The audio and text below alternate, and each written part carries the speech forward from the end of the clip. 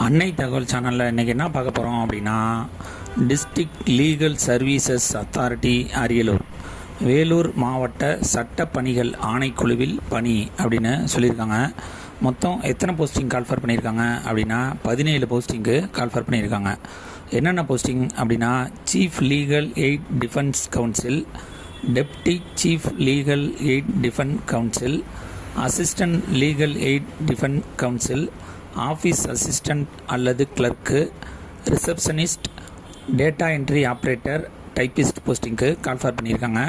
கடைசியாக office peon attender போஸ்ட்டுக்கு call for பண்ணியிருக்கோம் அப்படின்னு சொல்லியிருக்காங்க. பிளேஸ் ஆஃப் போஸ்டிங் எங்கே அப்படின்னா அரியலூர் அப்படின்னு சொல்லியிருக்காங்க. First chief legal aid defence council ஒரு போஸ்டிங்க்கு என்னென்ன எதிர்பார்க்குறாங்க அப்படின்னா, குற்றவியல் சட்டத்தில் குறைந்தது 10 ஆண்டுகள் பயிற்சி பெற்றிருக்க வேண்டும் அப்படின்னு சொல்லியிருக்காங்க. செகண்டு, குற்றவியல் சட்டத்தை பற்றிய சிறந்த புரிதல் இருக்க வேண்டும் அப்படின்னு சொல்லியிருக்காங்க. தேர்டு, ஒரு பாதுகாப்பு ஆலோசகரின் நெறிமுறை கடமைகளை புரிந்து கொள்வதன் மூலம் சிறந்த வாய்மொழி மற்றும் எழுத்து தொடர்பு திறன் பெற்றிருக்க வேண்டும் அப்படின்னு சொல்லியிருக்காங்க. 4, வழிநடத்தும் திறன் கொண்ட மற்றவர்களுடன் திறன்பட மற்றும் திறமையாக பணியாற்றும் திறன் இருக்க வேண்டும் அப்படின்னு சொல்லியிருக்காங்க. 5, அமர்வு நீதிமன்றங்களில் குறைந்தது 30 குற்றவியல் விசாரணைகளை கையாண்டிருக்க வேண்டும் அப்படின்னு சொல்லியிருக்காங்க. 6வது, கணினி அமைப்பு பற்றிய அறிவு, கம்ப்யூட்டர் நாலேஜ் கண்டிப்பாக இருக்கணும் அப்படின்னு சொல்லியிருக்காங்க. இல்லது டிசேரபிள் அப்படின்னு சொல்லியிருக்காங்க. கடைசியாக, அலுவலகத்தை நிர்வகிக்கும் திறனும் குழுவை வழிநடத்தும் திறனும் இருக்க வேண்டும் அப்படின்னு சொல்லியிருக்காங்க. சேலரி எவ்வளோ பர் மந்த் அப்படின்னா 60,000 70,000 வரலும் கொடுக்குறோம் அப்படின்னு சொல்லியிருக்காங்க. Second, deputy chief legal aid defence council 3 posting call for பண்ணியிருக்காங்க. என்ன எதிர்பார்க்குறாங்க அப்படின்னா, ஃபஸ்ட்டு, குற்றவியல் சட்டத்தில் குறைந்தது 7 ஆண்டுகள் பயிற்சி பெற்றிருக்க வேண்டும். செகண்டு, குற்றவியல் சட்டத்தை பற்றிய சிறந்த புரிதல் இருக்க வேண்டும். தேர்டு, சிறந்த வாய்மொழி மற்றும் எழுத்து தொடர்பு திறன் பெற்றிருக்க வேண்டும் அப்படின்னு சொல்லியிருக்காங்க. 4, சட்ட ஆராய்ச்சியில் திறன் பெற்றிருக்க வேண்டும். 5, பாதுகாப்பு ஆலோசகரின் நெறிமுறை கடமைகளை புரிந்து கொள்வதன் மூலம் இருக்கணும் அப்படின்னு சொல்லியிருக்காங்க. 6, மற்றவர்களுடன் திறம்பட மற்றும் திறமையாக பணிபுரியும் திறன் இருக்க வேண்டும் அப்படின்னு சொல்லியிருக்காங்க. 7, அமர்வு நீதிமன்றங்களில் குறைந்தது 20 குற்றவியல் விசாரணைகளை கையாண்டிருக்க வேண்டும் அப்படின்னு சொல்லியிருக்காங்க. கடைசியாக, பணியில் நிபுணத்துவத்துடன் கூடிய தகவல் தொழில்நுட்ப அறிவு, கம்ப்யூட்டர் நாலேஜ் அல்லது இன்ஃபர்மேஷன் டெக்னாலஜி நாலேஜ் இருக்கணும் அப்படின்னு சொல்லியிருக்காங்க. சேலரி 30,000 50,000 வரலும் கொடுக்குறோம் அப்படின்னு சொல்லியிருக்காங்க. Third, assistant legal aid defence council 6 posting call for பண்ணியிருக்காங்க. குற்றவியல் சட்டத்தில் குறைந்தது 3 ஆண்டுகள் வரை பயிற்சி பெற்றிருக்க வேண்டும் அப்படின்னு சொல்லியிருக்காங்க. நல்ல வாய்மொழி மற்றும் எழுத்து தொடர்பு திறன் இருக்க வேண்டும் அப்படின்னு சொல்லியிருக்காங்க. தேர்டு, பாதுகாப்பு ஆலோசகரின் நெறிமுறை கடமைகளை முழுமையாக புரிந்து கொள்வது மற்றும் மற்றவர்களுடன் இணைந்து பணியாற்றி திறம்பட செயல்படும் திறன் இருக்க வேண்டும் அப்படின்னு சொல்லியிருக்காங்க. சிறந்த எழுத்து மற்றும் ஆராய்ச்சி திறன் இருக்க வேண்டும் அப்படின்னு சொல்லியிருக்காங்க.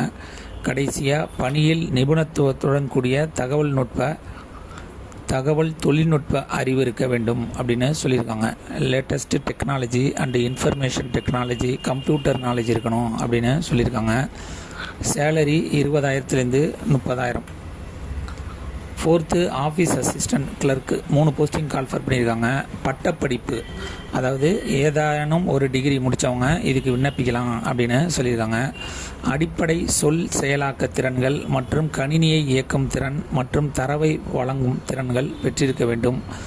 மனுவை முறையாக அமைப்பதன் மூலம் நல்ல தட்டச்சு வேகம் இருக்க வேண்டும் அப்படின்னு சொல்லியிருக்காங்க. 5, நீதிமன்றங்களில் விளக்க காட்சிக்கான கோப்புகளை எழுதி தயார் செய்யும் திறன் இருக்க வேண்டும் அப்படின்னு சொல்லியிருக்காங்க. கடைசியாக, கோப்பு பராமரிப்பு மற்றும் செயலாக்க அறிவு இருக்கணும் அப்படின்னு சொல்லியிருக்காங்க. சேலரி 12,500 15,000. அடுத்தது 5வது, receptionist, data entry operator, typist 1 posting call for பண்ணியிருக்காங்க. பட்டப்படிப்பு, அதாவது ஏதேனும் ஒரு டிகிரி முடித்தவங்க இதுக்கு விண்ணப்பிக்கலாம் அப்படின்னு சொல்லியிருக்காங்க. சிறந்த வாய்மொழி மற்றும் எழுத்து தொடர்பான திறன் பெற்றிருக்க வேண்டும் அப்படின்னு சொல்லியிருக்காங்க. சொல் மற்றும் தரவு செயலாக்க திறன் பெற்றிருக்க வேண்டும். தொலைபேசிகள், தொலைநகல்னா ஃபேக்ஸ் இயந்திரங்கள், சுவிட்ச் போர்டுகள் மற்றும் பிற தொலை தொடர்பு உபகரணங்களை இயக்கும் திறன் பெற்றிருக்க வேண்டும் அப்படின்னு சொல்லியிருக்காங்க. நல்ல தட்டச்சு வேகத்துடன் தேர்ச்சி, டைப்பிங் ஸ்பீடு இருக்கணும் அப்படின்னு சொல்லியிருக்காங்க. சேலரி 12,000 15,000 வரலும் கொடுக்குறோம் அப்படின்னு சொல்லியிருக்காங்க. கடைசியாக office peon, attender 3 posting call for பண்ணியிருக்காங்க. 8th பாஸ் பண்ணவங்க இதுக்கு விண்ணப்பிக்கலாம் அப்படின்னு சொல்லியிருக்காங்க. Ability in cleaning and to do hospitality related works, மருத்துவமனை மற்றும் பிற இடத்துல வேலை பார்த்ததுக்கான விஷயம் தெரிஞ்சிச்சு அப்படின்னா இதுக்கு விண்ணப்பிக்கலாம் அப்படின்னு சொல்லியிருக்காங்க. சேலரி 10,000 12,000 தருவோம் அப்படின்னு சொல்லியிருக்காங்க.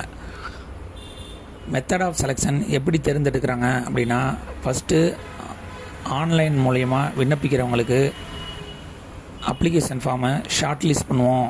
அதுலேருந்து ரிட்டன் டெஸ்ட் மற்றும் இன்டர்வியூ, ஸ்கில் டெஸ்ட் மூலிமா தேர்ந்தெடுப்போம் அப்படின்னு சொல்லியிருக்காங்க. விண்ணப்பிக்க கடைசி நாள் 14/7/2025 மாலை 5:30 மணி அப்படின்னு சொல்லியிருக்காங்க.